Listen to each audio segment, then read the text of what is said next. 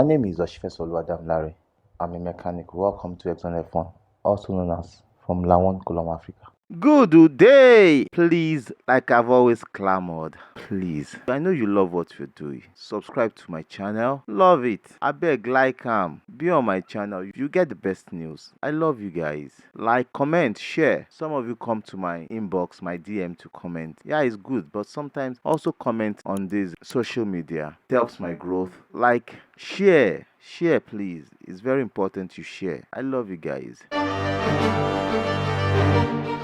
Like I've always said, I'll talk about him at the beginning of every of my video. Philip Janos Ghana is a wonderful Nigerian putting us on the forefront of racing in Europe. Please look at what you can do for him. Nigerians in diaspora, look at what you can do for him. Help this young man, help his dream come true, and I'm sure you will not regret it. That's his Instagram handle. Check what he has been doing. He's been a very terrific driver. I've watched some of his videos, and that guy is working, and he needs our help to get him to the forefront of racing, to get him to compete at the best level. And I know he won't disappoint us. He's a great guy, so work out with him and look out for him. Thank you. See how we can help him, and you will not regret it. You will never regret it. Yeah. The aftermath of the Losail Qatar Grand Prix, and the major talking point in this video will go as thus: Mercedes, each drivers, FIA, Pirelli, and the Qatar GP. I also talk about the way news comes out in F1 and its effect on the F1 that we all love. That'll be the major things I'll talk about. Let me start from the Mercedes. Now, after a not so good race for Mercedes yesterday, they had decent points from George Russell. I think their race was still a disaster. And looking back at what happened yesterday, after Lewis crashed into his teammate and he was just on the side of the car and was looking at the car like, did this really happen? After his interview, he said he has not watched the race. Before the end of the race, he came online and he owned to it that he made a mistake. He went to meet his teammate to apologize, and the maturity from George after the race and them looking at everything, they might still have issues in the future that cannot be counted out. But I think it will be very, very important for the team Mercedes to work things out between them. The Mercedes team needs to look out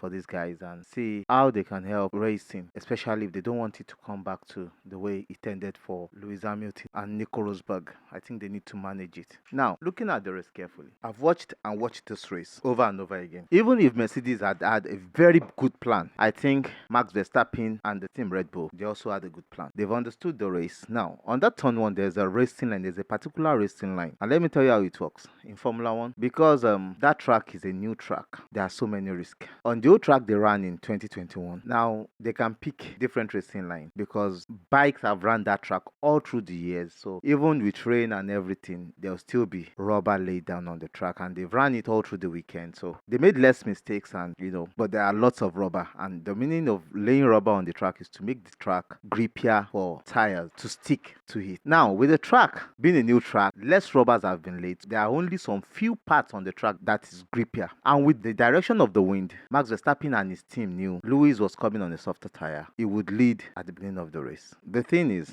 if they made a mistake for Lewis to come on the outside, there are two things that can happen. As an intelligent move, is either George Russell will be competing with Lewis on that side, which gives Red Bull an opportunity and Max Verstappen an intelligent opportunity, because I think Max Verstappen played a very, very intelligent role there. And his team is either Lewis wants to take the outer part and he runs into the gravel because the wind will toss him, because that part on a soft tire is not grippy. So he will lose out. By the time he comes back in, he will still be behind George Russell, which means they know George Russell will be coming right behind them just to get the decent slipstream. So it's either the three of them are neck to neck, in which the two drivers will lose out and he himself will gain his first position back. Or if George is not so close to him, he can slow him down on turn one by slowing the car down. And by the time Lewis is turning in, it's either he's having an accident or he's right beside Max Verstappen. And by the time Max Verstappen is pushing, he can push him off the racing track and Lewis goes out of the track. So those are the two things that could happen. But the worst thing that I think they calculated was what I said, that Lewis would tangle into George Russell, which I'm not sure that is part of what they were planning. What they were planning could be, at least whatever it is, the Mercedes will still be behind them. And Mercedes are looking at jumping the Red Bull of Max Verstappen, because the Red Bull knows if they're able to jump Max Verstappen and be ahead of him from the first lap, it will be a very, very difficult race for them. And that was a masterclass from Red Bull to do such, and a good one from Mercedes, Lewis Hamilton apologizing. But I want you all to go back to 2021 Silverstone. That was the same thing that happened between Lewis and Max Verstappen. And I think looking back, if I was there, I would have asked Chris Horner his opinion on this, and I will see what he will say about who is right or who is wrong, because he's had so many controversial opinions. I've said he's a great guy, but his management is just too archaic and shambolic. My major point here is that sometimes that when a driver makes a mistake, he should be able to own up to it. I said this straight yesterday, it was Lewis Hamilton's fault. Aside from him driving into his teammate, yeah, it's difficult for George Russell to see where he was. One. Two, George Russell had nowhere to go. He has been slowed down, and if he moves a little, he will crash into Max Verstappen and he's out of the race. And for Lewis, that is the racing line. And it will be difficult for him to know what will happen or what is happening on his side. And he knows if he's going a little bit outside, he's going straight into the track. The wind will just carry him straight into the track. So there's nothing he can do. But at the end of the day, he could slow down. Lewis could slow down and get back into position second, and they will still come better in the race. I think the Mercedes will still come better in the race. At least they can still maintain the second and third. At the end of the day, still some good points. It was Lewis Hamilton's fault all the way, and he owned up to it. And I think Max Verstappen and his team should have owned up to that Silverstone. This is racing. We need to learn how to be responsible and be respectful. And to Lewis and his team, a bad race, but a good one, owning up to your mistakes.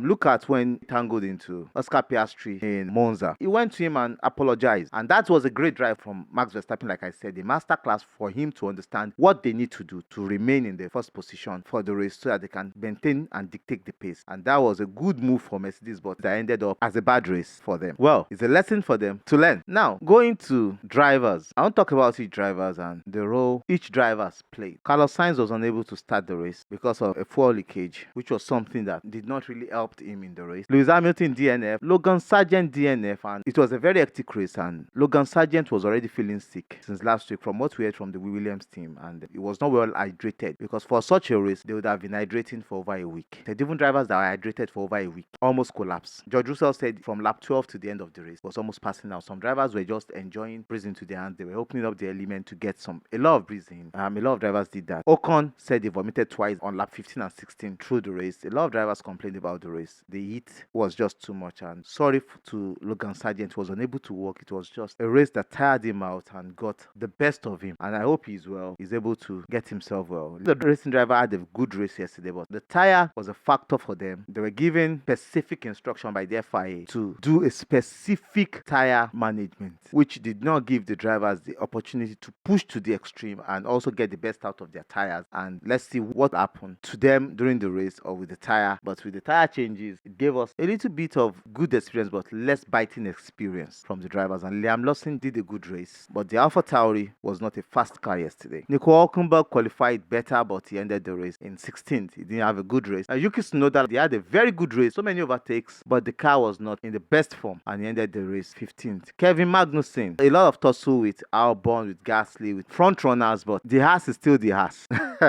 And also, a lot of things contributed to most of the drivers' poor performance. The length of the race, the tire changes that did not allow them to push too much, and it gave them a lot of time in the race considering the heat. It was so tiring, and that contributed to most of their performances yesterday. Alex Albon, what a great performance for him. Strategy-wise, the same. They were unable to get the best out. He had some good 5 seconds. Nico Hülkenberg had the 10 seconds that really depreciated him. Pierre Gasly had 3 10-seconds penalty. Some of these penalties did not help people like Albon, Gasly, Lance Stroll, Sergio Perez, 15 seconds. Wow. So it didn't really help them. Sergio Perez ended up having just 1 point in the race. That made him retain his 30-point gap with Lewis Hamilton yesterday. Lance Stroll, he also complained about the heat in the race, and he complained about the race. It was a very torturing race for them. Good points for Alfa Romeo, coming 8 and 9. That's Valtteri Bottas and Zhou Guanyu. That took them above the Williams. But what a great race for them. They were able to look at the strategy and work with the strategy and maximize their chances. They didn't get any penalty, which helped them, and they were able to hold position to get 8 and 9. Unlike the other 3 or 4 drivers behind them, those ones were eating penalties as if they are eating okra. They had a lot of penalties yesterday. To Esteban Ocon, great race for him. He had a very tough race, said he vomited, and a very tiring race for him also. But what a good recovery. He had a 5-second penalty also. Charles Leclerc coming 5th. Beautiful race for him. The Ferrari, when they're not having great race pace yesterday, they struggled with their race pace, but what a beautiful race. Fernando Alonso, he didn't finally get the penalty that he was meant to be given for unsafe entry back into the race, but what a great race for him. The Aston Martin did not have a good race pace. Fernando Alonso really coped at his age, coping with that heat and coming out and still feeling strong. That was a great race for him. To George Russell, coming back from that lap 1 accident accident, though the safety car bunched them back up and he started from 18 again and was able to come forth. What a great race. And that Mercedes had a good race pace yesterday. I think with the damage he had on the underfloor and some side impact, for him to still have that pace, it is sure that if Mercedes never had that accident from the beginning of the race, they would have a great race pace that would give the Mercedes probably a big chunk of problem yesterday. And to the McLarens, coming second and third, Oscar Piastri and Lando Norris. Beautiful race, nice plan. They even had a plan that by mistake there was a safety car. That race could have given them an opportunity to win. For two of them, at least one of them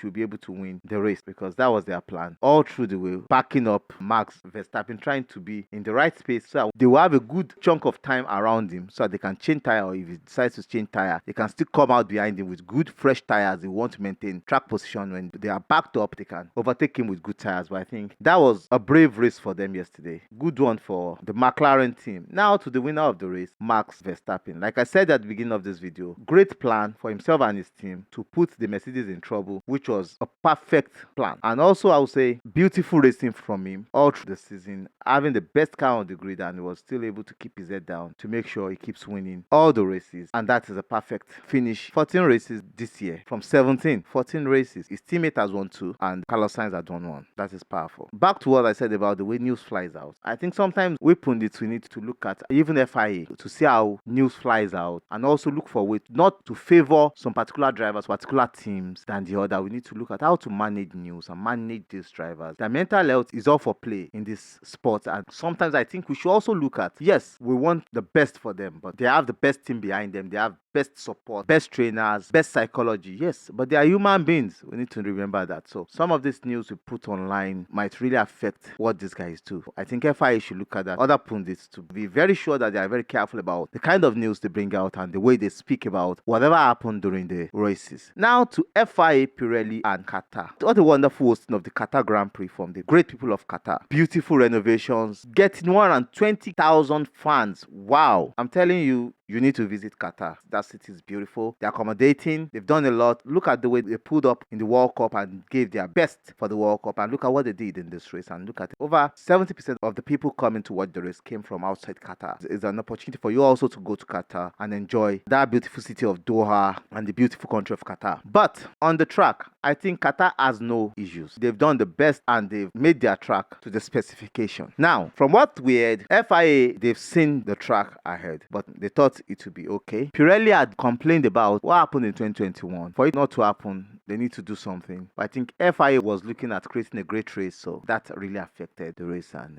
number one, I'll talk about the weather. If you look at the World Cup last year, it was hosted towards the end of November, December, because around that time the rain would have dropped. And if the rain drops in the Middle East, it's getting to the colder season, which means the humidity will be less and the temperature will be high. The higher the temperature, I think, is the lesser the humidity. Now, the humidity is the amount of water or gases in the air. So if there is less water, less gas in the air, there's less for the drivers to breathe in. And with the high heat, with the engines right behind them, with the track temperature, with the heat from the car ahead of them, I think most of the drivers will suffer. For them, shifting the Qatar Grand Prix 6 weeks later next year makes more sense. And I think before that time, FIA and Pirelli should do a good job on looking at how to make the race sustainable. If they are going on less laps, I think that does not solve the problem. Apart from the drivers getting enough fluids in their body all through the weekend, I think they should find a way to make the environment more cooler. If the paddock had good ventilation system, some part of the track, like the straight, they can have on the two sides good ventilation system so as to dampen the temperature and also make the air around such places more humid. I think that will work. Then I think they need to look for a way to bring more water around the track,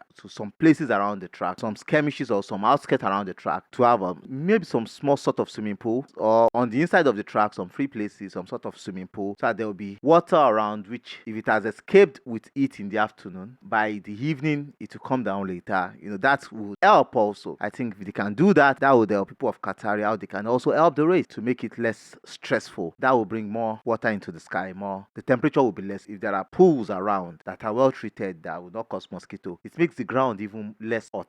I think they need to look at all those things to make it more sustainable. Lessen the number of laps doesn't solve it. Stopping during the race does not solve it. I think making that place more cooler, especially the long straight, inside the paddock and on the track, they can do that to make it more cooler. And also putting some water sport on some specific areas on the track would also help. I think it will help. And also making the race go towards the end of the season. At that time, they can even increase to 70 laps, I'm telling you, and to be sustainable. It really killed a lot of spirit in the race. And to Pirelli, I think Pirelli need to look back at their tire. Yes, they've done a good job to make it racy. They are doing a good job. I think Pirelli needs to sit down, look at the data they have from this race so that they can make better tire decision next year. And FIA should also look at how they can make this race sustainable. Yeah, it is their race. The health of the drivers are important. Number one, for the cabs, they need to look at the way those cabs work, do their job, and also not destroy racing. They are not sausage cabs on some other tracks that really affect driver or push them away. There are some sausage cabs, but these are specially designed cabs that they are beautiful, but the way they affect the tires, it has a lot of impact on the tires. So I think they should make them not as sharp, file those places, file them down, much down. It will help. The track limit, they need to look at how to deal with the track limit because it's affecting racing, it's killing racing. And I think FIA should also work with Qatar from this year to next year to know how suitable and how sustainable the race could be. They have a 10 years deal. Qatar is a beautiful place, like I said. These are some of the points I said they can bring up: the water, the AC, and if the facilities around that desert, because the desert place is made cooler for the drivers, apart from hydration all through the weekend,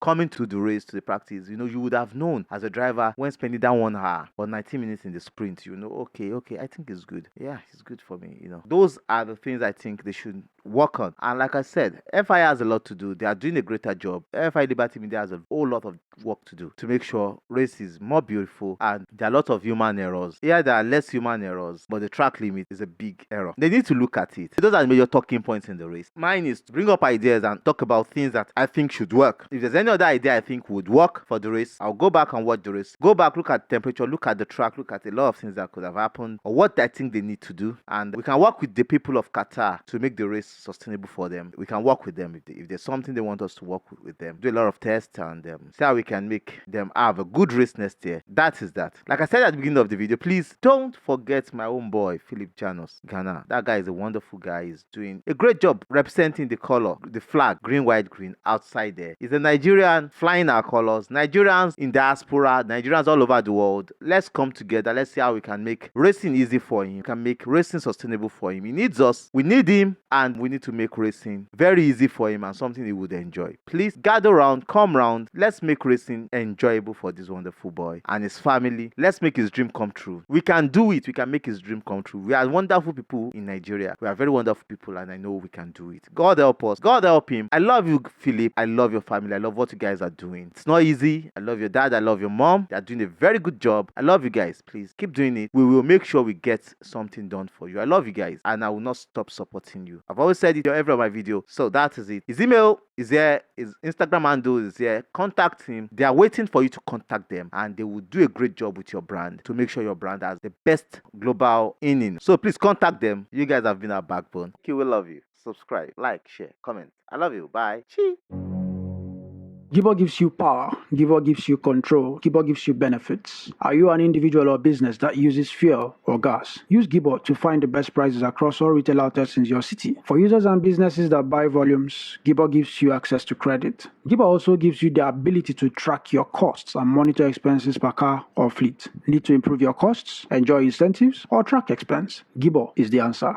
Enjoy 5% discount on your first 5 purchases when you get your next fuel voucher from Gibor. Log on to www.gibor.co to enjoy this. Retail outlets wanted nationwide. I have a new friend in the house. We are in Nigeria here, West Africa. He provides internet for us. They provide the best internet around the mainland, and I know they are still moving to the highland and they are moving all around Nigeria. But for you to get internet on the mainland, contact Firebrad Telecom Limited. They get you sorted out ASAP. The best cable internet on the mainland, fiber optic, they get sorted out. We talk much about them in the course of some of our videos, but contact them, they get sorted out. Teams Gadget is for those of you that cannot easily go to the market to get your phones, your laptops, your accessories. Just place a call through. His phone number is there. It gets you the best. It's your shop plug to get you the best phones, accessories, laptops, games, and other accessories for your computer gaming experience. Contact Teams Gadget and you get them for you.